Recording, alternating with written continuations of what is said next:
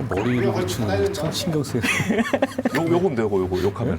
아니, 저 아니 저 위에 신경 쓰여요. 하나 더 있나? 하늘에 있는가? 어디 있지? 여기 있잖아요.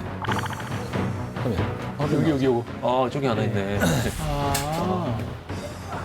근데 오늘은 이게 주제가 되게 무겁습니다. 그러니까는 그때 살았다가 이때 훅 갈 수도 있어요.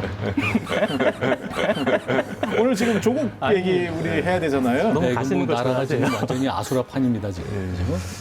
이 아수라판인데 우리가 또 뛰어들어 봐야죠. 예. 근데 저는 이게 제 고등학교 참. 선배님 이야기라 상당히 이게 함부로 이야기는 조금 입장 곤란한 측면이. 저도 대학교 1년 후배예요. 예. 네, 대학교 때도 이게 많이 무슨 봤었는데 갑자기 나이를 자연스럽게 나이가 다 공개되네 이거. 다 단군 자손이에요. 문재인 대통령은 보란 듯이 그를 법무부 장관을 임명하였습니다. 저는 이것이 국민에 대한 선전포고라고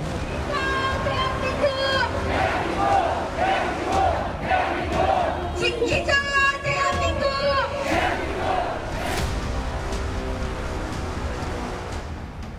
조국 법무부 장관 임명을 둘러싸고 시작된 조국 사태. 끝도 없이 치닫는 팽팽한 공방전.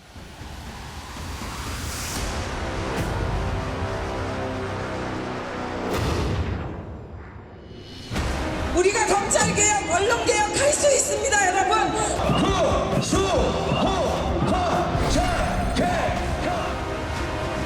그들이 200만이면 우리는 오늘 2천만을 막겠습니다, 여러분! 둘러 쪼개진 대한민국. 양갈래 목소리는 진영의 문제인가, 정의의 문제인가.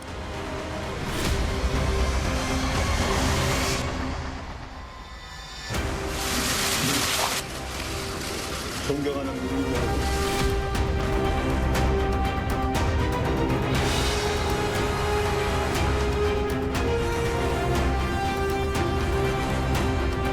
부달 시선으로 세상을 보다 장관 임명에서 사퇴하기까지. 조국 사태. 우리에게 남긴 것은 무엇인가?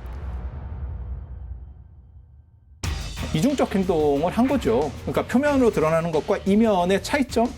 자기들 필요에 의해서 평가를 먼저 내리고 팩트를 거기다 그냥 끼워 맞추는 거죠. 자기에 걸맞는 도덕적인 스탠다드를 갖춰야 된다. 아니면 스탠다드보다는 능력이 더 중요하다. 우리나라는 역대 청문회 한 번도 그런 정책적인 능력이나 의지들을 평가했던 적이 없었던 것 같아요. 이건 헌법 위에 때법이 있는 거 아닌가. 숫자가 많으면 그럼 거기는 정이고. 국민들이 잘못하고 있는 게 아니라 전적으로 여의도가 잘못하고 있는 거예요. 검찰개혁이라고 얘기하는 이것까지 진행이 안 돼버리면 여기서 밀리면 더 이상 되돌릴 수 없다라고 하는.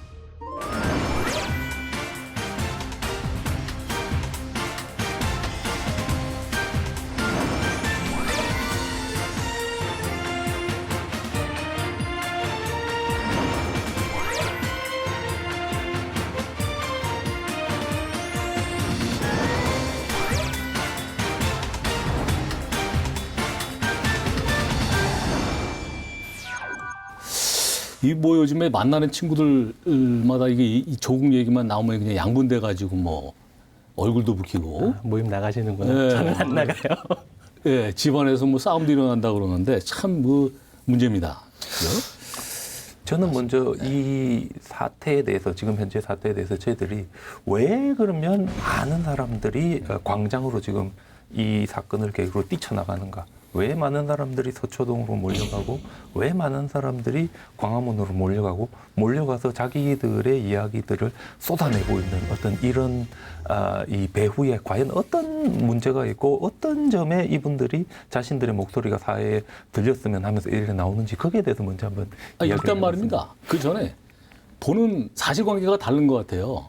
이게 서로 많이 다른 데를 다르죠. 보고 있기 예. 때문에 그 이후에는 만날 수가 없는 거죠. 이게 뭐가 팩트냐? 이게 뭐 팩트 체크다, 팩트다 이런 말이 계속 반복되고 뭐 가짜 뉴스다 뭐 이렇게 하는데 이게 참 상식선에서 참 혼란스러움을 느낍니다 요즘에. 음식을 만들 때 동일한 재료를 가지고 음식을 만들어도 이 사람이 그 재료 중에서 어떤 거를 취사 선택해서 양념을 하느냐에 따라서 맛이 완벽하게 다르듯이 지금 현재 이 우리 조국 사태와 관련되는 뉴스들 이런 거 보면 동일한 뉴스임에도 불구하고 이것을 취사 선택해서 해석하는 사람들의 입장에 따라서 전혀 똑같은 사건이 전혀 다른 형태로 이렇게 이렇게 포장이 돼가지고 보고 우리에게 싶은 것만 전달되는 보는 거죠. 그게 아니, 근데 저는- 데스크의 역할이죠. 그게 사실은. 저는 근데 관점이 사실은 달라요. 저는 언제나 이렇게 어떤 사건을 볼 때 누구가 옳고 누구가 그러냐, 그 다음에 사건이 뭐냐를 보는 게 아니고 사건의 이면에 도대체 무슨 흐름이 있느냐. 그래서 이렇게 몰려 나와서 어떤 거를 요구하는 것이 과연 정당하냐. 다수결이라고 꼭 정의라는 생각은 안 해요. 그러니까 뭐 1000만이 모이든 몇 천만이 모여도 정의가 아닌 건 아닌 거예요. 엄청난 인파가 몰린 검찰개혁 촉구 촛불 집회. 그런데 이 집회를 두고 현장에 과연 몇 명이 모였냐는 숫자 싸움이 시작됐습니다. 그들이 200만이면 우리는 오늘 2천만은 왔겠습니다, 여러분. 잘 모르겠어요. 사실 저는 지금까지도 사실 이 문제를 보면서 그러니까 저렇게까지 갈라져서 이렇게 패거리 문화를 만들어낼 수밖에 없는 사안이구나라고 하는 거에 대해서는 인정을 하겠는데 정말 이렇게까지 해야 되는가? 다른 방법은 없는가라고 하는 부분에 있어서는 정말 답을 못 찾겠어요. 최근에 우리나라에서 이렇게까지 극명하게 갈리는 적이 있었나요?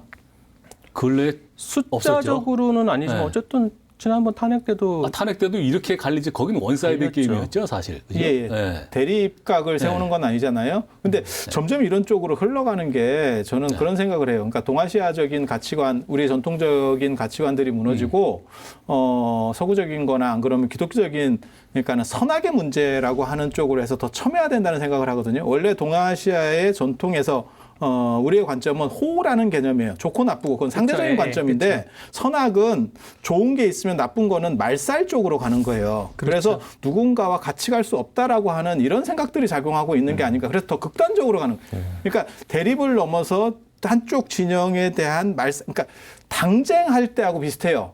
밥그릇은 크기는 정해져 있는데 조선 그쵸, 후기에 예, 보면 예. 더 이상 이게 팽창될 수 없는 사회에서 안정된 사회 구조 속에서 먹을 건 한정돼 있고 외부적으로 새로운 먹거리가 안 들어와. 그러니까 누군가의 어떤 집단을 죽여야 된다라고 하는 게 당쟁이었었거든요. 근데 지금도 너무 과격하게 자기 의사를 표현하는 걸 넘어서 제거 쪽까지 가지 않나 이런 생각들을 그러니까 하게 이제 돼요. 스님 말씀 받아서 당장은 얘기를 너무 크게. 저 이제 법률을 하니까 항상 법률을 할 때 좀 검사 시절에도 마찬가지인데 어떤 수사를 하거나 할 때 제일 어려운 게 사실 인정이에요. 그죠? 어떤 역사적 사실이 있었냐, 범죄 행위가 있었냐라는 거고 사실 거기다 이제 법률 적용해서 평가라는 건 어려운 일이 아니거든요. 근데 지금 스님 말씀 받아서 말씀을 드리면 자기들 필요에 의해서 평가를 먼저 내리고 팩트를 거기다 그냥 끼워 맞추는 거죠. 그러다 보니까 상식적인 선에서 보면은 이게 팩트를 안 보고 보고 싶은 것만 본다는 평가가 내려질 수밖에 없는 거죠. 그게 문제인 것 같습니다. 제가 그러니까 보기에. 이제 그 부분에 순서가 거꾸로 된것 같아요. 있어서는 그런 것 같아요. 그러니까 이게 지금 그러니까 왜 거리로 이렇게 몰려 나오는가에 대한 제 나름대로의 진단은 그런 거였어요. 그러니까 양쪽이 모두 지금 임계점에 와 있는 거 아니냐. 그러니까 뭐 이제 사실 이제 뭐 지금 서초동에 모이시는 분들 같은 경우에는 그러니까 이미 우리나라가 뭐 유월항쟁 이후로 해서 이제 사실은 제도적이고 절차적인 민주주의는 어느 정도 큰 틀은 이미 가닥을 잡아놨고 이제 미세 조종하는 중이거든요. 근데 문제는 이거를 운용하는 사람들이 그 문화나 사람들이 안 바뀌고 있다라는 게 이제 문제가 됐던 거고 사실 그게 이제 뭐 지난번 탄핵 때 여실하게 드러났었던 거고 그러다 보니까 이제 일종의 이런 문화지체 현상을 계속 내버려 둔다라고 하면은 다시 되돌아갈 수 있는 거 아닌가. 사법농단 관련된 부분도 지금 지지부진한 상황인지 이런 상황 속에서 검찰개혁이라고 얘기하는 이것까지 진행이 안 돼버리면 다시 과거를 회귀할지 모르겠다라고 하는 그런 어떤 절박한 인식이 지금 서초동에 모이시는 분들한테는 있는 것 같고 근데 이제 마찬가지 생각이 이쪽 광화문 쪽에서 모이셨던 분들한테도 있는 것 같아요. 그러니까 여기서 밀리면 더 이상 되돌릴 수 없다라고 하는.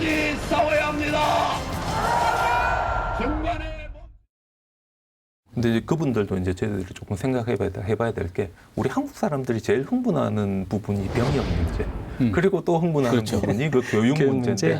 사실상 우리 가만히 생각해 보면 그 유승준이든가 그 미국의 유승준. 그분 절대 우리나라 입국 스피드라고 못한다면서 그래요. 우리나라 전체가 다 이렇게 똘똘 뭉치는 거 보면서 야 우리 한국 사람들이 정말 이 병역 문제에 있어가지고 대단하다 이런 생각인데 그만큼이나 우리 한국 사람들이 절대 이것만은 양보 못한다는 것 중에 하나가 사실은 교육이고 사실 저는 보면 이 사태가 촉발된 첫 번째 시작이 바로 교육 문제였던 것 같습니다. 지금 생각해 보면 우리 이 항상 이 TV나 아니면 우리 이 블로그라든지 이 SNS에서 항상 똑바른 이야기를 하고 사실 뭐 이런 어떻게 우리가 해야 된다 아주 그렇게 이야기하지만 정작 자기 자신은 자기 자식의 교육에 있어서는 우리 일반 사람들이 보기에는 온갖 특권이다. 그러니까 교육 문제라기보다는 사실 이게 이율 배반의 문제라고 봐야 되죠. 그러니까 이중잣대. 그죠, 그죠. 배신감인데 사실은 예를 들어서 군대 문제가 벌어졌어도요. 싸이 같은 경우는 사실 복귀를 했거든요. 부활을 했어요. 갔다 왔잖아요, 다시. 아니, 그러니까 다시 갔다 와도 사실 그런 문제가 한번 터지면 이미지가 굉장히 실추되는데, 그러니까 싸이 같은 그런 행동을 했을 때는 싸이를 꼭 뭐 나쁘게 폄하해서 하는 얘기는 아니에요. 그러니까 유재석이나 이런 그쵸, 식의 예. 바른 소년의 이미지를 가졌던 사람들이 지금 조국 같은 경우가 그런 거잖아요. 그런데 올바른 정의라고 하는 것을 말해놓고 당신 스스로는 그것에 대해서 또 다른 잣대를 적용하고 있었던 거잖아요. 그래서 그런 부분에 대해서 지금 신뢰가 무너지고 윤리적 잣대를 대는 거잖아요. 그리고 이 양반이 촉발한 거는 이중적 행동을 한 거죠. 그러니까 표면으로 드러나는 것과 이면의 차이점. 지금 그 부분에 대해서 분노하는 사람들이 존재하는 거잖아요. 그래서 이제 요즘 보면 보통 저희들이 보면 보통 우익이라고 해야 되나? 어떤 이쪽에는 젊은 층보다는 좀 나이 많은 분들이 많은데 막상 제가 이제 학교에 있으니까 학교에 있다 보면 지금 현재 현재의 우리 법무장관에 대해서 이렇게 반대하는 게 보면 학생들이 훨씬 더 많습니다. 왜냐하면 자기들이 직접 몸으로 느끼는 장학금 문제라든지 자기들이 직접 몸으로 느끼는 취직의 문제라든지 조국 교수님이 사회를 평가하는 잣대와 조국 후보자가 개인을 평가하는 잣대가 다릅니까?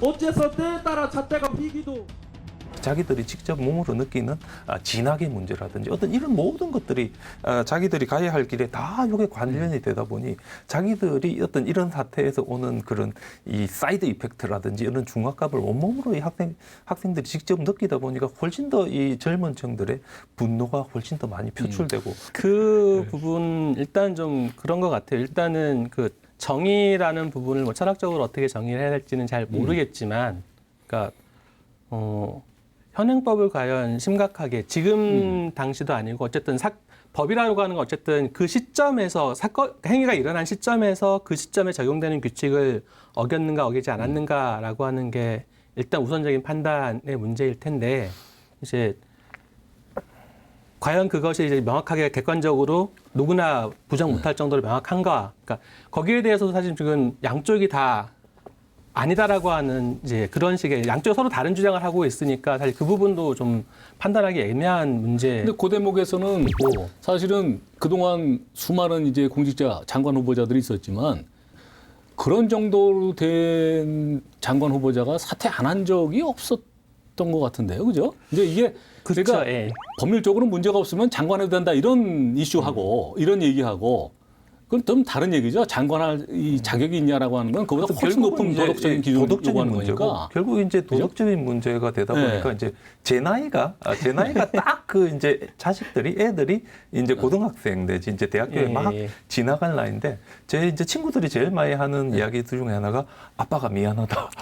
이런 이야기 우리 많이 합니다. 내가 너에게 스펙을 많이 못 쌓아줘서 내가 너에게 경쟁력 있게 만들어주지 지금 못해서. 고3인 걸로 알고 있는데. 예, 그렇습니다. 그러다 보니 그런 얘기 이제 하셨어요? 제가 이제 비슷한 이 학부모들끼리 만나서 이야기 보면 전부 다 아이고 우리는 이때까지 뭐 했는지 모르겠다. 그래서 이제 그런 이야기들을 이제 많이 하면서 저희들이 하는 이야기는 그래서 결국은 이제 국가를 경영하고 국가의 위정자가 되고 국가에서 뭔가 책임을 지고 뭔가를 한다는 사람들은 자기에 걸맞는 도덕적인 스탠다드를 갖춰야 된다. 아니면 스탠다드보다는 능력이 더 중요하다. 이게 우리 가만히 생각해 보면 그 클린턴 대통령 때든가 아마 재선할 때 클린턴이 스캔들도 많고 상당히 문제가 많았지만 결국 미국 경제가 좋으니까 미국 사람들은 도덕적인 잣대보다는 능력을 보고 클린턴을 한 번 더 뽑은 적이 있습니다. 근데 지금 현재 우리나라는 그런 태도는 전혀 안 보이고 철저하게 이 장관이 된다면 얼마나 네가 깨끗한지 깨끗한 거를 증명한 다음에 네가 장관이 되라. 특히 법무부 장관이라면 법을 지켜야 되는데 더더욱 그런 스탠다드가 중요한 거 아니냐. 이런 입장들이 지금 현재 보면 훨씬 더 우세한 거 아닌가. 저는 그 부분에서 적어도 그러니까 정책적인 역량을 보이는 게 우선이라고 생각을 해요. 그러니까 뭐 이제 우리나라는 역대 청문회 한 번도 그런 정책적인 능력이나 의지들을 평가했던 적이 없었던 것 같아요. 항상 상대방 정권에서 추천하는 사람은 어떤 일방적으로 이유로 반대하고, 예. 도덕적인 어떤 걸 찾아서라도 갖다 붙이고는 깎아내리려고 하고. 근데 저는 이게 투표를 통해서 대통령을 뽑았으면 그 대통령이 애초에 내가 이러이러한 일들을 하겠습니다라고 공약을 했던 것들을 보고 그걸 동의해서 뽑아준 거라고 생각을 하고, 그렇다라고 하면 그 일을 할 수 있는 적임자라고 판단한 사람들이 대통령이 국무위원 후보로 추천을 했을 거고, 그럼 그걸 할 수 있는 사람인지 아닌지를 검증하는 게 우선이 되어야 된다고 봐요. 누가 그런 얘기 하더라고요. 꼭 조국 아니면 안 되냐. 조국 말고 할 사람 많다. 그렇죠. 조국 아니면 할 사람 많은데 청문회 나와서 그거 통과할 사람 있어? 라고 하면 아무도 안 나올걸요? 요즘은 뭐 이 정부에 뭔가 이제 하기 위해서 청문회를 거쳐야 한다면 일단 사돈과 친척들이 일단 먼저 말린다. 근데 지금 하고 있는 것 형태는 그게 아닌 거예요. 그러니까 저 사람이 능력이 돼 보여. 저 사람이 올라가면 다음번에 우리가 정권 잡기가 힘들어. 그러니까 쟤는 무조건 어떻게든 어떤 구실을 만들어서라도 떨어뜨려 놔야 돼. 이런 식으로 그건 지금 여당과 야당이 바뀌면 늘 똑같이 마찬가지였어요. 그러니까 정치인들 자체가 그러니까 국가를 위하고 뭐 나라를 위한다 뭐 이런 그러니까 공동체 전체를 위해서 뭔가를 해야 된다는 생각보다는 자기 정파의 이익을 우선적으로 생각을 하고 있는 거예요. 아니, 저는 어떠세요? 관점을 사실 좀 바꿔서 전 국민이 이렇게까지 정치적인 이슈에 관심을 가질 필요가 있느냐, 사실 그런 문제도 생각을 해보고 싶어요. 왜냐하면 선진국화될수록 정치에 관심이 있는 게 아니고 관심 없는 나라들도 많이 있어요. 선진국 중에. 이게 어떻게 보면 동아시아 유교 문화권에서 흔히 나타나는 친정치적이고 반종교적인, 그러니까는 정치 편중이 너무 심한 거예요. 그래서 이러한 극도의 어떻게 보면 관심들이 오히려 정치를 무능하게 만들고, 그다음에 부패하게 만들고, 그다음에 정치 권력이 점점 커지는 부분도 존재한다고 생각해요. 그래서 이러한 식의 관점들을 좀 환기시킬 필요도 있지 않느냐. 정치라고 하는 부분에 발목이 걸려서 전 국민이 피곤해야 되고, 그렇죠. 그다음에 정치가 오히려 국민들을 이렇게 장애하는 쪽까지 가고 있느냐, 국민들이 이끌어서 잘 살게 하는 쪽으로 가야지, 이런 얘기들도 사실 가능하다고 생각하거든요. 스님, 그거는 제 생각은 그래요. 그러니까 정치인이 잘못하고 있는 거지 국민들이 잘못하고 있는 건 아니에요. 그러니까 어떻게 보면 우리나라 국민들은 정치적 효능감이라고 하는 거가 상당히 높은 국민들이에요. 그러니까 사실은 3.1운동 하고 난 다음에 임시정부 만들 수 있는 토대 만들었죠. 그 다음에 4.19, 그 다음에 광주 5.18 민주화운동, 그 다음에 6월 항쟁, 이런 그 다음에 탄핵까지, 촛불까지.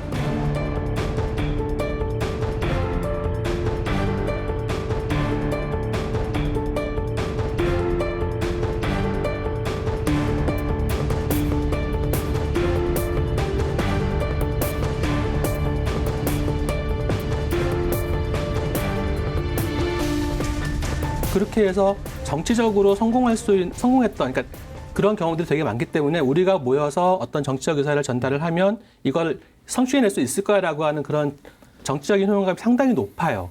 그런 상황인데 문제는 그러면 그런 국민들의 요구를 정치권에서, 그러니까 국회에서 어떤 형태로든 받아서 뭐 양쪽으로 갈라졌다고 한다면 자기들을 지지해주고 있는 그 의사를 대변해서 타협하고 정말 효율적인 적합한 제도들을 만들어내는 게 정치인들의 역할인데 정치인들이 그걸 못하고 있는 거죠. 그러니까 제가 보기에 지금 촛불이라고 하는 부분들은 이건 광화문이고 서초동이고 마찬가지인데 이거는 검찰에 대한 경고이기도 하지만 사실은 국회에 대한 정치인들에 대한 경고이기도 해요.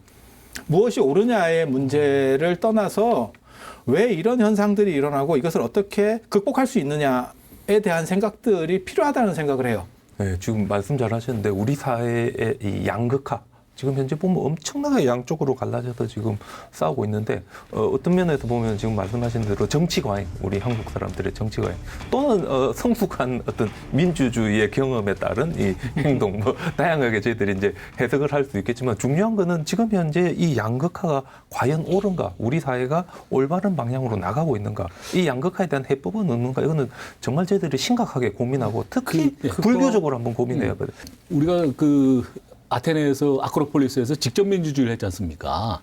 그때 뭐 인원도 적고 하니까 그 아주 이상적인 방법이었겠지만 그게 지금 현대 사회에서는 불가능하고 그러니까 이제 대의민주주의를 하는 거 아니겠어요? 가장 바람직한 형태가 대의민주주의죠.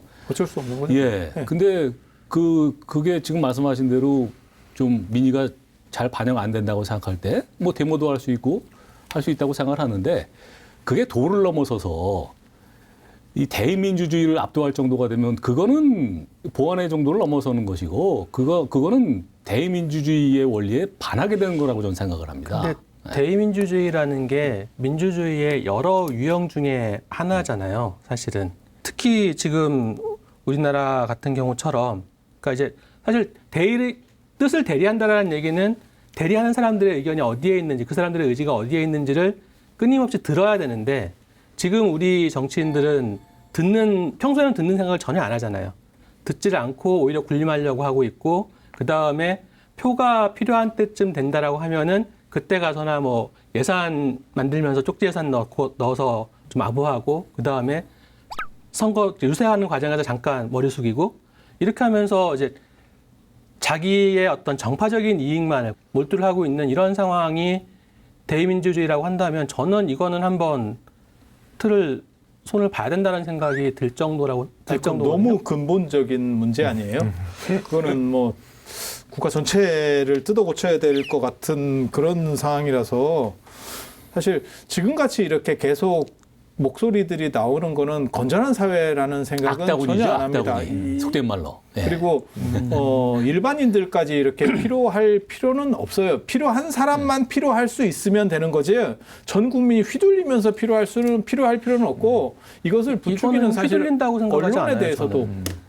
근데 이제 생각을 좀 보통 많이 해봐야 될 것 같아요. 요즘 젊은 세대들이 이건 헌법 위에 때법이 있는 거 아닌가, 숫자가 많으면 그럼 거기는 정의고 숫자가 작으면 뭐 정의가 아닌가, 이런 이야기가 나올 만큼 이게 심각하게 우리 사회가 지금 현재 양쪽으로 나눠져 있고, 어떤 이런 속에서 사실상 이 우리 사회 전체가 뭔가 이 가치관의 혼란이라든지 판단의 이 양극점에 있다. 왜냐하면 한쪽은 자기들 이야기만 듣고 자기들끼리 SNS하고 자기들끼리 똘똘 뭉치고, 다른 쪽은 또 자기들끼리 이야기하고 자기들의 논리로 똘똘 뭉치고, 이러다 보니까 어떤 이런 그러니까 우리 사회의 양극화가 진짜 심각한 지경에 와 있는 양극화가 그런 문제다. 정치적 쟁점에 있어서의 양극화 문제는, 그러니까 사실은 그거 같아요. 그러니까 의견 표현을 할 수 있는 여러 가지 통로들이 있어요. 대표적인 게 선거예요. 선거를 통해서 이미 한 차례 의견 표현을 했고, 그 다음에 그것들이 지금 제대로 작동을 안 하니까 광장에서 한 번 더 의사표시를 했어요. 그러면 그런 확인된 의사표시를, 물론 이제 자기들이 대변하고 있는 다른 이해관계가 있죠. 정치는 항상 이해관계를 조정하는 게 정치이니까. 그렇다라고 하면 그 이해관계를 조절해야 되는 역할을 맡은 사람들이 어떤 형태로든 해결점을 찾으려고 노력을 해야 되는데, 지금 현재의 모습들은 그 모습을 안 하고 오히려 이쪽을 부추기고 있는 상황인 거죠. 근데 제가 보기엔 지금 이거는 국민들이 잘못하고 있는 게 아니에요. 전적으로 여의도가 잘못하고 있는 거예요.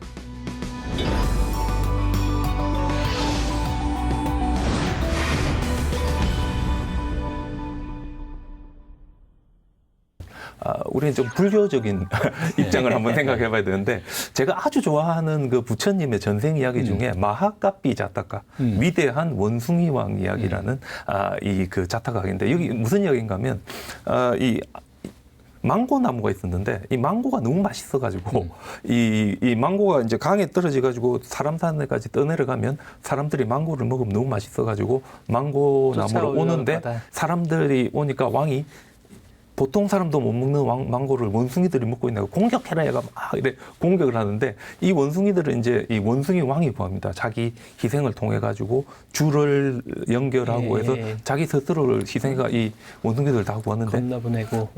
근데 이제 마지막에 이제 그 원숭이 왕이 죽습니다. 근데 죽기 전에 이 인간인 왕이 원숭이 왕을 모시고 가르침을 정합니다. 왜냐하면 내가 보니까 인간들도 할 수 있는 자기 인생을 당신은 원숭이인데 하고 있으니 도대체 당신에게 있어서 국가는 뭐고 사회는 뭐고 진정한 크샤트리아는 어떻게 살아야 되냐 이렇게 물어보니까 원숭이 왕이 진정한 크샤트리아는 상대방까지도 사랑할 수 있어야 적이라 할지라도 당신이 자비심을 느낄 수 있어야 그게 진정한 크샤트리아가 된다. 그런데 원숭이 왕이 이제 좀 이래 반성한데 바로 이제 그 원숭이 왕이 이제 윤회를 거듭해서 이제 부처님으로 이래 가는 이 이야기인데 사실 저는 이 이야기에서 상대방까지도 사랑할 수 있어야 된다는 이야기를 보면서 제가 조금 가슴이 뭉클했습니다. 엄청 어려운 얘기죠. 엄청 어렵지만 어렵죠. 지금 현재 우리 사회가 그런 이야기를 했을 때 받아줄 준비가 돼 있는가 양쪽 진영이. 사랑은 둘째치고 뭐 관용으로 한번 들어주기도 지금 어려울 것 같은데요. 황 선생님하고 저는 사실은 이런 대본을 받을 때마다 숙제를 하나씩 해야 되거든요. 그게 뭐냐면 불교적 관점에 뭐가 있냐를 찾아야 돼요. 근데 저는 선생님하고 조금 다른 걸 생각을 했거든요. 그게 뭐냐면 제바달다가 부처님을 비판하고 배신했을 때 그때 사리불에게 부처님이 지시하는 대목이 있어요. 너가 가서 대중들에게 신도들에게 제바달다가 상태가 메롱이 됐다라고 얘기를 해줘라.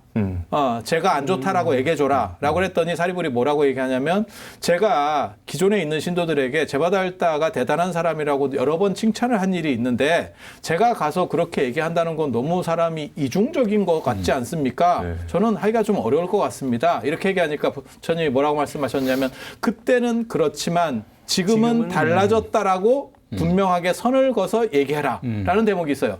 그래서 저는 사실에 대한 명확한 규명들이 더 세밀화돼야지만이 이 문제에 가닥이 잡힐 거라는 생각을 해요.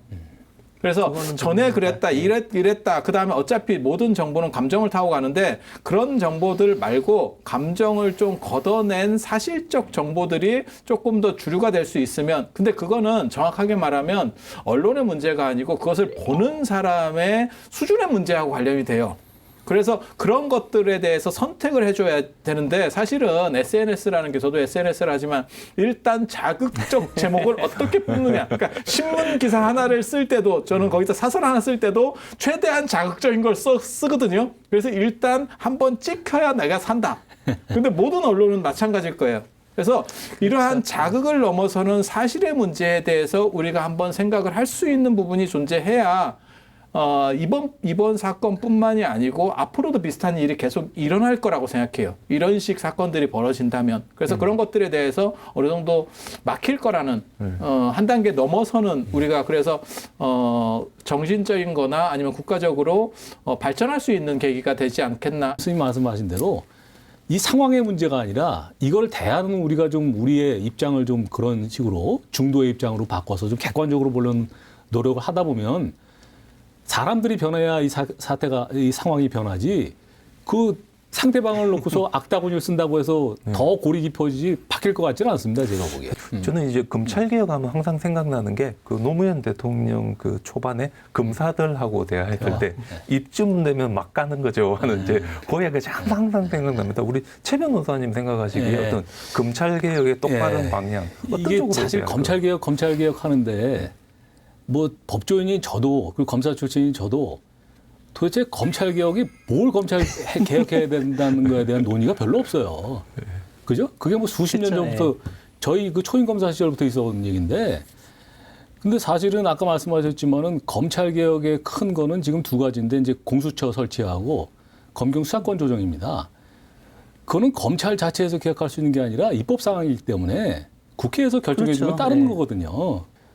사실은 검찰 개혁이 뭐냐라는 것에 대한 어떤 그 확실한 뭐가 없기 때문에 다 사람들마다 검찰 개혁이라고 그러면 생각하는 바가 다른 거죠. 아마 서초동에 나와 계신 분들도 또 그럼 검찰 개혁이 뭐냐라고 그러면 다 다른 얘기를 할 거예요, 아마. 참 답답한 노릇입니다. 예. 그래서 뭐 강화문에 이제 뭐 좀 우스갯 말로 아니 데모를 하려면 검찰 앞에서 할 게 아니라 국회 가서 해야 된다. 그래서 이제 막연하게 우리가 검찰 개혁 하는 것보다는 뭔가 어떤 게 검찰 개혁이다를 좀 명하게 맞습니다. 검찰이 이 정치권에서 독립하는 게 검찰 개혁이냐, 아니면 검찰이 도덕적으로 올바로 쓰는 게 검찰 개혁이냐, 인권이 중요한가, 아니면 뭐 이 어떤 정치가 중요한가, 뭐 이런 지금 다양한 이제 검찰 개혁의 방향을 잡아야 어떤 되지 않을까? 추상적인 이념으로 생각을 하면 지금 황 교수님 말씀하신 대로 이제 두 가지죠. 인권 보장, 또 하나는 이제 정치적 독립, 그 두 가지인 거죠. 그게 일종의 이념인 거죠, 검찰 개혁 이념. 예, 예. 저는 신뢰회복이 검찰 개혁의 핵심이라고 봐요. 그러다 보면 신뢰 회복이 되겠죠.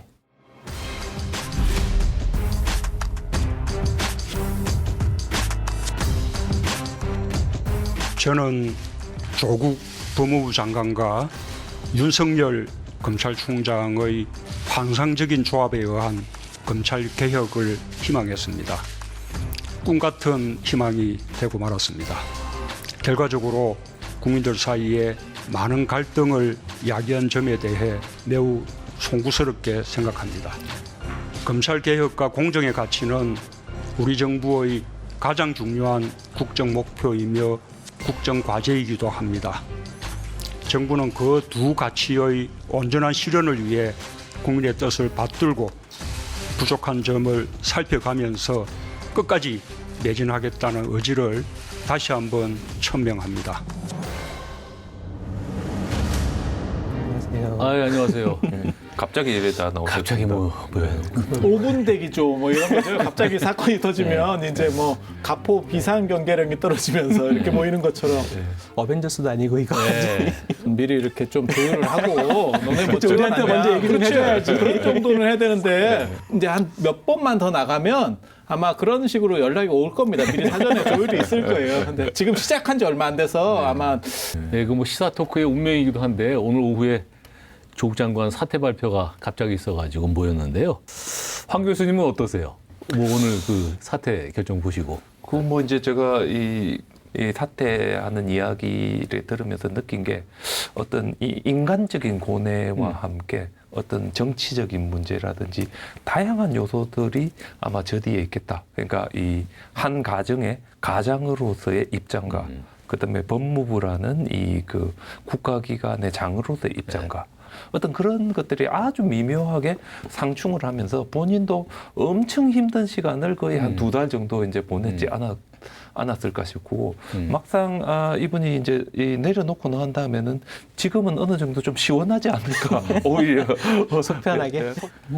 저는 사실 좀 더 계시지라는 생각이 강하게 들어요. 아까 뭐 저도 이제 연락 듣고 이제 모이라는 얘기를 듣고 난 다음에 부랴부랴 이제 좀 찾아봤는데 사퇴변에 뭐 그런 말씀하셨더라고요. 그러니까 일종의 불쏘시개 역할은 여기까지다. 뭐 그런 말씀하셨는데 사실 이게 불쏘시개의 역할이 불을 붙이는 거긴 하지만 확실하게는 불을 완전히 붙었는지 안 붙었는지를 확인하고 난 다음에 빠져야 되는데 그러니까 어떻게 보면 이제 뭐 큰 준비들을 다 끝내놨으니까 이제 절차대로 진행이 될 거다라고 그런 믿음을 가지고 이제 빠지신 것 같긴 한데 기왕이면은 어차피 그러실 생각이었으면 확실하게 불이 붙는 걸 보고 난 다음에 빠지셔도 좋지 않았을까라는 생각은 합니다. 저는. 아니 근데 저는 사실 이 세 분 말씀 들으니까 확실히 관점이 다르다라는 생각을 해요. 참 인생이 저렇게도 뒤바뀌는구나. 저런 업이라는 건 도대체 뭘까?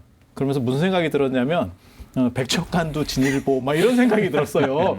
야 이런 식으로 흐름이 바뀌는구나.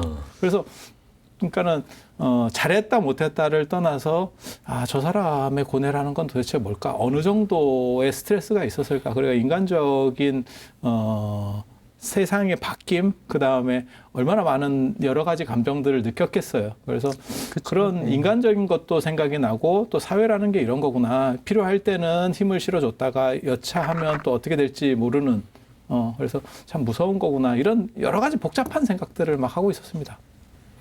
저는 지난번 그 녹화 때도 제가 말씀을 드렸는데 저는 이제 박 교수님하고 조금 이제 입장이 다른데요. 이제 뭐 조국 장관 아니면 검찰 개혁이 안 되냐 뭐 이런 취지의 말씀을 드렸는데 그래서 개인적인 그 조국 장관에 대한 개인적인 어떤 인간적인 좀 말씀을 드리면 좀 차라리 일찍 사퇴했으면 개인적 입장에서 보면 개인적으로 그 스트레스도 낫죠. 받고 이 가족들의 이 사태도 좀 이렇게까지 커지지 않지 않았을까 어떤 왜 우리 이런 이야기 있잖아요. 이상과 현실. 우리 참 이상적으로 생각해 보면 정말 높은 스탠다드에 정말 뛰어난 능력을 가진 사람이 입각을 해서 이 국가의 중요한 일을 돌본다면 얼마나 좋겠습니까? 그죠? 그게 우리 이상인데 막상 현실, 우리 현 정부 2년간에 우리가 본 어떤 인사의 현실이라는 거는 그 우리들이 가지고 있는 이상과 현실 사이에 엄청난 괴리가 있다는 거를 우리가 이번 사태를 통해서 더욱더 이제 느끼게 되지 않았나 이렇게 제가 보고 있습니다. 정부나 정당의 문제인가요? 사실은 저는 그렇게 바라보는 국민들의 문제가 더 크다고 생각을 해요. 그러니까 경제적인 이해관계에 있어서는 사실 지극히 현실적인 논리로 접근을 하면서 그렇지 않은 부분에서 내가 직접적으로 연관되지 않은 부분에 있어서는 굉장히 이상적인 거를 요구를 하고 내가 관련된 거에서는 굉장히 현실적인 걸 주장하는 것 자체가 이미 사실 그러니까 모든 사람이 이제 이 더블 스탠다드를 지금 보고 있기 때문에 그러니까 제가 보기에는 그 문제의 간극을 사실은 이제 국민들도 같이 좀 좁혀야 되지 않나 싶어요. 아니 근데 그 지금 저는 과도기라고 생각을 하는 거고요. 전체적인 흐름에서 보면 우리가 국가 체계가 조금 덜 발달된 데서 선진국화되면서 좀 더 윤리적인 것들을 이제 강조하게 되는 거고, 그분들이 살 때는 사실은 그런 문제가 크게 별게 아니었을 수도 있는 거예요. 그러다가 이제 걸리는 건데 이런 식으로 되면 앞으로 이제 나올 사람들은 한 세 정도만 지나면 하고 싶은 사람들은 처음부터 관리를 하겠죠. 그리고 그럴 수 있겠죠. 지금 가능할까요? 아니 플라톤의 이상국가에 보면 실제로 최고의 정치인 아니면 그런 판단자들을 어렸을 때부터 교육시킨다는 얘기가 있어요. 뭐 조선시대 왕들 경연했던 것도 사실 그런 맥락이고 어쨌든 뭐 준비된 정치인들이 앞으로 좀 잘 나와서 정치를 해줬으면 좋겠다는 생각은 요즘 동일합니다. 우스갯이야기로 고등학교 졸업하고 나서 바로 해야 가능성이 있다. 뭐 이런 이야기 많이. 근데 이제 인구가 0.98이기 때문에 출산율 0.98이 준비를 해도 나중에는 국민이 없을 수도 있어요. 수입해오죠. 아니, 그 조국 장관 사태가 이게 뭐 파장도 많이 몰고 온 건 사실인데 우리 사회에 남긴 것도 뭐 가르침도 많이 있다고 생각이 드는데 어떠세요, 늘? 그래서 검찰 개혁이라는 게 이제 큰 이제 화두로 이제 지금 현재 남겨진 것 같습니다. 어떤 이 사태를 겪으면서. 그래서 이제 이 부분이 앞으로 어떻게 될 건지 그것도 아마 저희들이 한번 생각해 볼 중요한 문제가 아닌가 그렇게 보입니다. 그 검찰 개혁의 열망. 뭐 저는 지난번에 얘기했지만 검찰 개혁이라는 게 너무 공허한 내용이 없는 그런 검찰 개혁의 구호는 불필요하다 뭐 이런 취지의 말씀을 드렸는데 뭐 그럴지언정 여하튼 간에 검찰 개혁을 해야 된다는 그 부분에 관한 공감대는 다 확인이 된 것 같습니다. 그죠? 오늘 그 조국 장관이 사퇴하면서 오전에 특수부를 반부패 수사부로 명칭을 바꾸고 전국에 지금 특수부가 아마 7개 있는데 7개 있는 걸로 알고 있는데 서울, 대구, 광주 이렇게 3개만 남긴다는 거죠. 예. 그게 조국 장관이 얘기하는 이제 검찰 개혁의 핵심인데 검찰에 몸담았던 제 입장에서는 사실은 조금 어떤 점이 좀 문제인 것 같냐면 사실은 어느 제도든지 다 필요해서 맞는 거거든요. 그래서 제도의 문제가 아니라 그걸 운영하는 사람들의 문제예요. 사람의 문제죠. 다 이제 공감하시는 것 같네요. 그래서 뭐 기왕에 바꾼다고 하니까 또 지켜볼 수밖에 없지만 결국은 어떤 제도를 하더라도 이 인권 보호에 대한 검사들의 의식이나 이런 게 바뀌지 않는 이상은 근본적인 변화는 일어나지 않는다라는 게 제 생각입니다. 네. 저는 이제 곧 지난번에 이제 저희 녹화하고 난 다음에 집에 가서 이제 뭐 다른 거 하다가 우연히 기사를 하나 봤어요. 그 독일 그러니까 통일되고 난 다음에 이제 그 동독 국민들이 되게 우울증에 많이 빠지고 좀 사회적으로 울분을 표출하는 그런 일들이 많아졌었는데 이게 2등 시민 취급 당하면서 이제 그런 현상들이 많아졌는데 이제 그런 거 관련해서 이제 울분에 대한 이제 화에 대한 그런 얘기들이 좀 뭐 학술 대회를 했다라고 하면서 이제 그 결과 뭐 관련된 기사가 잠깐 나왔는데 그 인터뷰 그러니까 되게 재밌는 걸 봤어요. 그러니까 현대 사회의 공정은 상대적 공정이다. 이게 절대적 공정이 아니라는 거예요.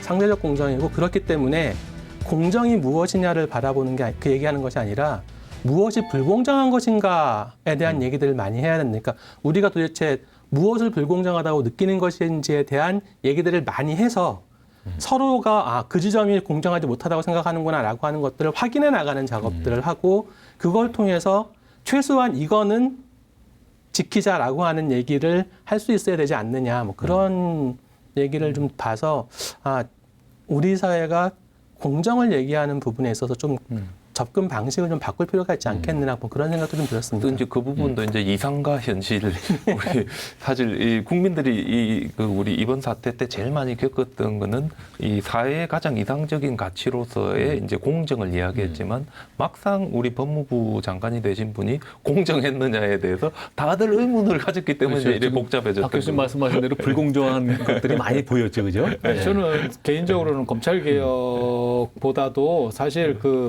지금 말씀하신 그 윤리 문제라고 하는 거에 더 큰 흐름이라고 생각하는 거거든요. 그러니까 검찰 개혁이나 뭐 공수처 설치나 그거는 단편적인 사건이고 전체 흘러가는 데에서 문제에 초점이 되는 거는 윤리 문제라고 보는 거고요. 그래서 젊은 분들에도 저런 반응을 보였다라고 하는 건데, 그래서 앞으로는 이런 부분들을 더 강조할 수 있으면 타산지석이 될 거다라는 생각을 해요. 그러니까 이번 사건을 통해서 어차피 사건은 벌어진 거고 그것은 되돌릴 수 없고 그것을 통해서 무언가 발전적 시각을 가지고 우리가 좀 더 진일보한 쪽으로다가 전환되려면 사실은 여기서 멈추지 말고 윤리 문제는 계속 강조를 해야 돼요. 근데 박 선생님 말씀처럼 사실 그게 사회적 통념과 관련된, 그러니까 법으로 말하면 특수법이죠. 일반적인 모두에 해당되는 것이 아니고 어떤 기준의 문제가 어떻게 변화될 거냐라고 하는 부분인데, 그거는 사실은 큰 문제는 아니라고 생각해요. 왜냐하면 그때마다 기준이 다르지만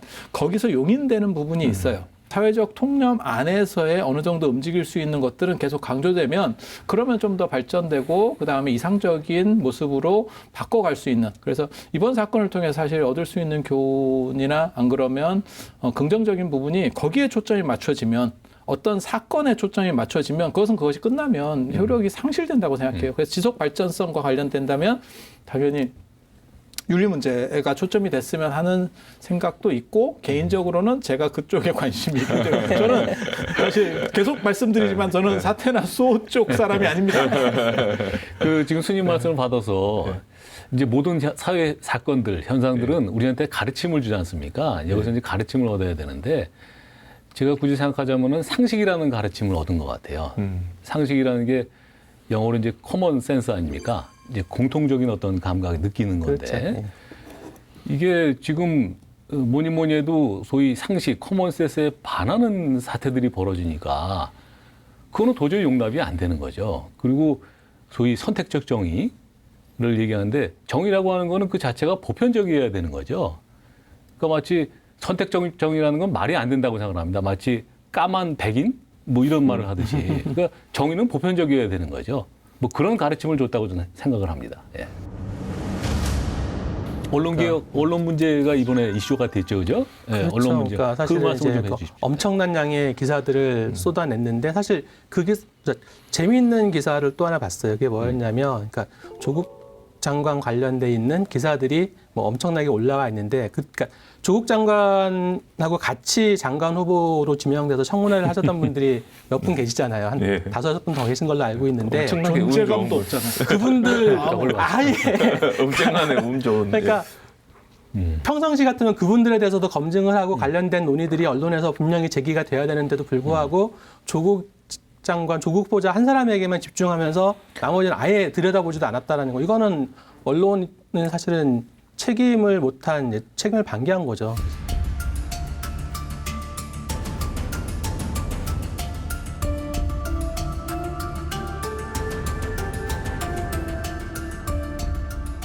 솔직히 말해가지고 이번 사태에 있어서 이제 우리나라도 보면 요즘 언론이 한쪽 입장에 선 게 이제 쫙쫙 다 보이고, 이 자기들의 입장에서 자기들의 이것만을 계속해서 대변하고, 그쪽을 대변하는 이 뉴스를 계속해서 생산하고, 또 이쪽에서는 이쪽을 대변하는 뉴스를 계속해서 생산해서 끝도 없이 달리는 평행선이 두 개 나누어 달리는구나 하는 느낌밖에 이제 안 받고, 거기다가 국민들은 한번 쫙 이렇게 갈라진 다음에는 이쪽 분들은 요 뉴스만 보고 이쪽 분들은 요 뉴스만 그렇죠. 보다 보니 네. 사실 이게 합의점 없이 이렇게 치달렸던 거에 대한 부분들을 제가 보면서 언론의 역할, 언론의 공정성, 우리 국민들도 어떤 그런 이 대립각에서 뭔가 조금 이렇게 벗어나가지고 양쪽을 다 볼 수 있는 그런 여유가 이 지난 2달 동안 우리들에게 있었을 거예요. 그러니까 그런 부분들, 저는 언론의 문제라는 생각은 안 하고요.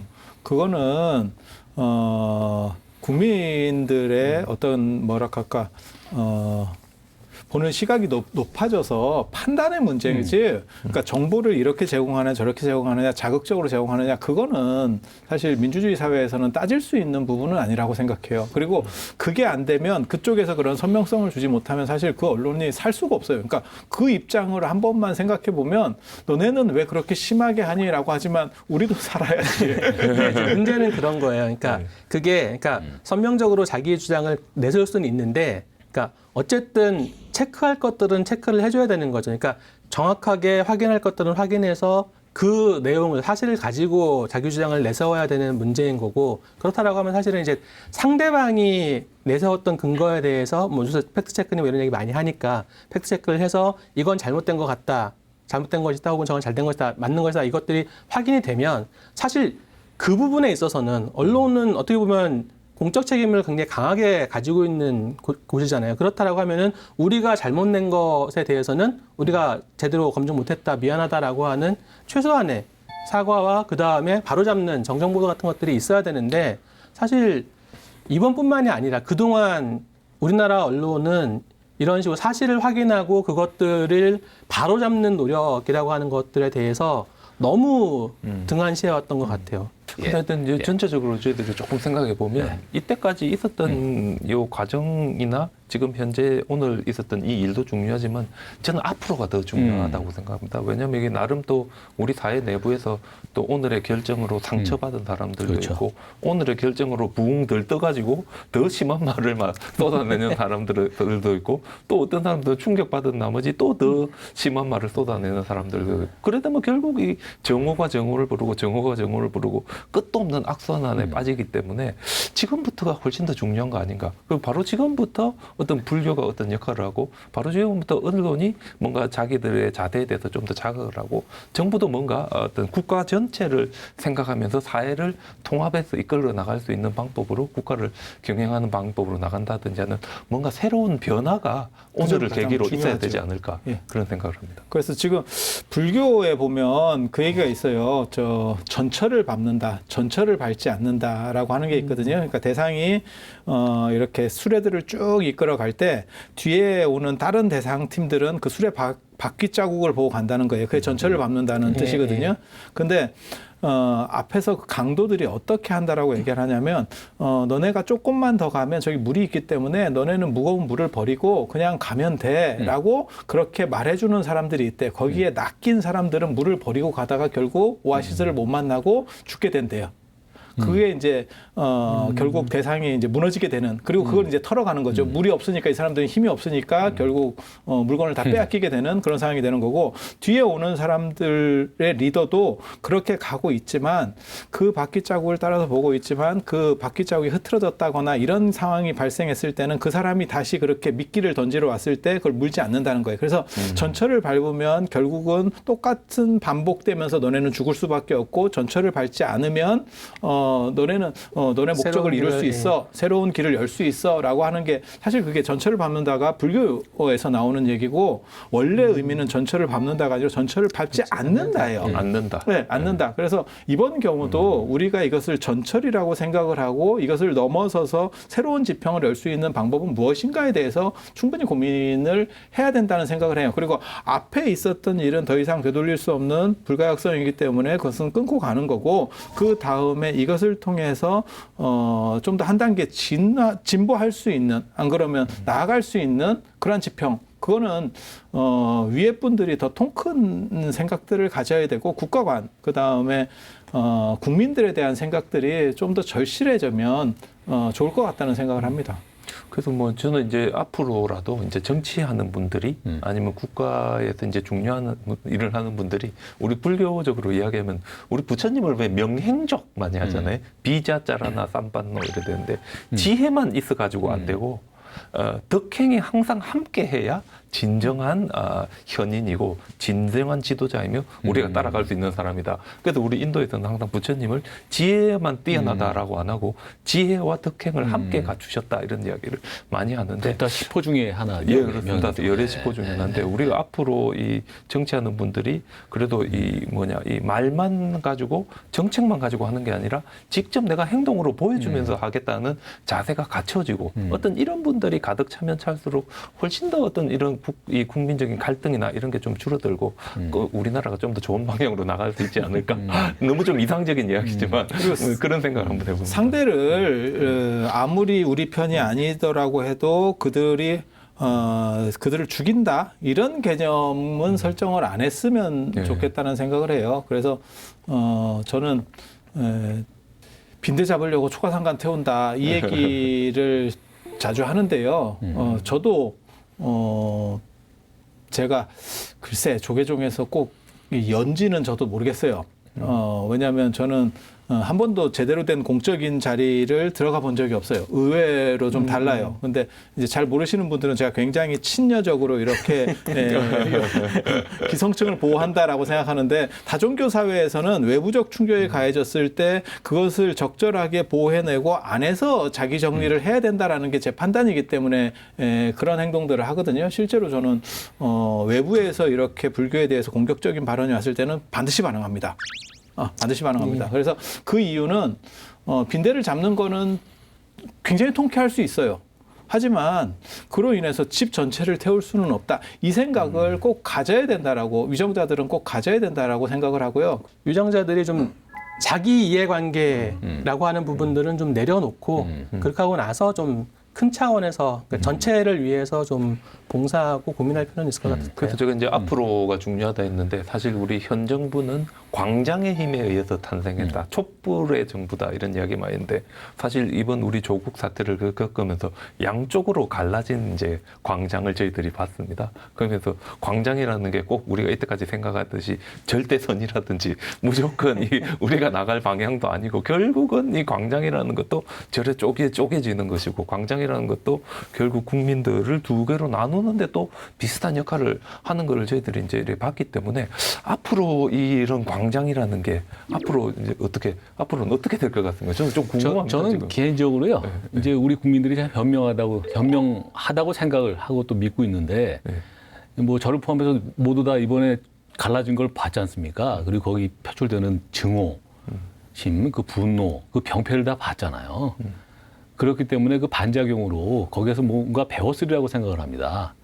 이건 아니다 싶은 다 그 진영에 상관없이 그런 생각을 했을 것 같거든요. 알렉산더가 20살에 이제 세계 정복 시작을 할 때, 정복 전쟁을 시작할 때 그런 얘기 있잖아요.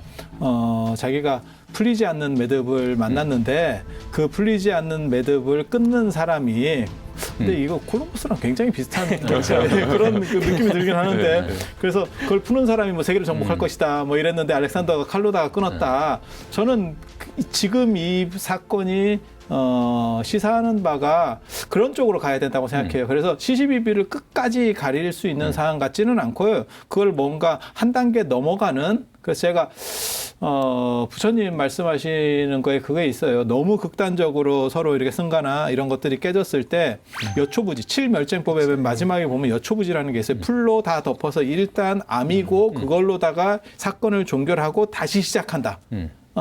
이거를 극단적으로 계속 세세하게 가면 이것만 가지고 아마 대통령 임기 끝나실 때까지 다 문제가 될 거예요. 조국 장관이 어떻게 사퇴했는지 정확하게 모르겠지만 당신 말씀처럼 그냥 당신이 너무 힘들고 다른 여러분들에게 피해를 주는 것 같아서 내려놨다. 일단 그걸로 믿고 그렇게 해서 사건을 또 다른 논점으로 옮겨가서 발전적인 쪽으로 해야지 끝까지 너무 하면 이거는 화합할 수 있는 여지 자체가 없어질 것 같아요. 결국은 네가 오르네 내가 오르네 하면 일반 가정사에서 보면 이혼이거든요. 제 생각에는 너무 이제 우리가 과거에 집착하기보다는 사실 우리나라 지금 현안이 너무 많습니다. 외교 문제라든지 경제 문제라든지 심각한 현안들이 많고 그 각각의 현안들에 대한 좀 스피드한 이들의 진행을 통해 가지고 국민들의 관심을 조금 이렇게 돌리는 것도 필요하지 않은가. 너무 지금 이 이슈에 매몰돼 있다 보니 다른 이슈들이 다 묻혀버리고 모든 사람들의 대화 속에 한일 관계까지 그렇게 큰 것도 싹 없어졌잖아요. 다 없어져 버렸습니다. 너무 다 매몰돼 버리는 그런 느낌이 있거든요. 예. 이슈로만 보면, 그러니까 조국 장관을 둘러싼 이 이슈로만 보면 사실은 뭐 이제 어느 정도 이제 정리를 해야 되는 시기가 맞는 것 같긴 한데, 저는 개인적으로 광장은 잠시 닫아놓는 거지 이거 자체에 대한 무용론을 얘기하는 건 아니라고 생각을 해요. 이제 또 심각한 문제가 생겼을 때는 다들이 또 광장에 나올 수 있는 필요한 얘기들이 있으면 언제든지 광장을 열고 그렇죠. 다양한 얘기들이 분출될 수 있게끔 하는, 그러니까 일종의 광장에 대한 어떤 관리. 근데 그게 개인적인 관리는 안 되고, 뭐 근데 그거는 제 생각에 광장은 집단지성에 의해서 스스로 관리되는. 그렇죠. 그건 정부에서 공간이에요. 마음대로 할 수 있는 그렇죠. 일은 아니기 때문에. 예. 저는 개인적으로는 사실 광장도 요 단 시대에서 그칠 거라고 생각해요. 그 다음부터는 다 SNS로 움직이지 굳이 광장까지. 왜냐하면 여러분이 아시다시피 아니 네, 저는 하여튼 그 늦게나마 만시지탄의 감이 있습니다만 하여튼 뭐 적절한 판단을 하셨다고 생각이 되고, 이제 다들 공감하시겠지만 전화위복의 기회를 삼아서 화합과 하여튼 발전을 위해서 이 기회가 잘 쓰였으면 좋겠습니다. 예. 어떤 사람의 대통령, 어떤 사람의 정당이라기보다는 전체를 아우를 수 있는, 한 번만 더 생각하는 그러한 위정자, 현명한 위정자, 그리고 우리가 뽑은 사람들은 충분히 그런 소양이 있다라고 저는 믿고 싶습니다. 예. 우리 불교적으로 보면 제가 아까 열의 시포 이야기했는데 또 하나 더 있는 그 중에 제가 좋아하는 게 조어장부라고 있습니다. 예. 그 부처님이 마부인데 왜 내가 부처님이 마부인가 했더니 이게 캐러반 리더인데 사람들을 잘 이끌어서 열반에까지 이렇게 갈 수 있도록 훈련해서 같이 갈 수 있는 지도자다.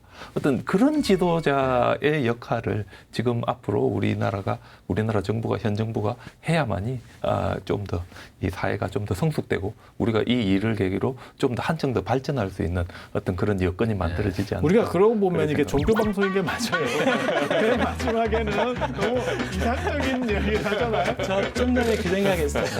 국가로 살자라는 얘기를 할까 이 생각하고 있었어요. 또 꾸준하게 이렇게 이야기해서 주의 환기시켜 주는 것도 필요하지 않을까 그런 생각을 해봅니다. 변호사님 무슨 말씀하시려고 계속 예, 아니 그렇게. 뭐 같은 얘기인데요. 그러니까 아까 말씀드렸지만 이제 전화위복의 기회이자 뭐 우리 항상 얘기하는 불교에서 중도를 얘기하는데 제가 존경하는 스님께서 그러시더라고요. 중도는 큰 눈이다. 큰 눈. 큰 눈. 그 말이 참 그 인상 깊은 말씀이신데, 하여튼 전 국민이 다 이번 사태를 기화로 해가지고 큰 눈으로, 중도의 눈으로 좀 바라볼 수 있는 그런 좀 안목을 가졌으면 좋겠다는 생각을 해봅니다. 예. 너무 불교적인 것 같으니까 이게 좀 다른 얘기 하나 하면요. 생각이 다르신 것 같은데. 예, 공자에 보면, 논어에 보면 정명이라고 하는 정명사상이라는 게 있어요. 그래서 임금은 임금답고 신하는 신하답고 아버지는 아버지답고 자식은 자식다우면 사실 지금 시점에서 이렇게 분열됐던 시점에서 필요한 것이 자기다움, 자기 위치 속으로 그렇죠. 빨리 들어가는 맞습니다. 것. 그렇게 했을 때 지금 현재는 그것이 곧 중도라는 생각을 해봅니다. 중도로 결말 지었습니다. 오늘은 박도 교수님께서 제가 마지막 마무리해야 되나요? 코멘트를 예, 뭐 중도니까 중앙에서 예, 듣다 했어도 이것으로 마치겠습니다. 모두 수고하셨습니다. 예, 다음 주에도 뵙겠습니다. 수고하셨습니다. 수고하셨습니다. 다음 주 전에 또 볼 수도 있을 거예요. 갑자기. 또 5분 대기조처럼 아니, 또 이런 설마 사태 번복하시진 않겠죠?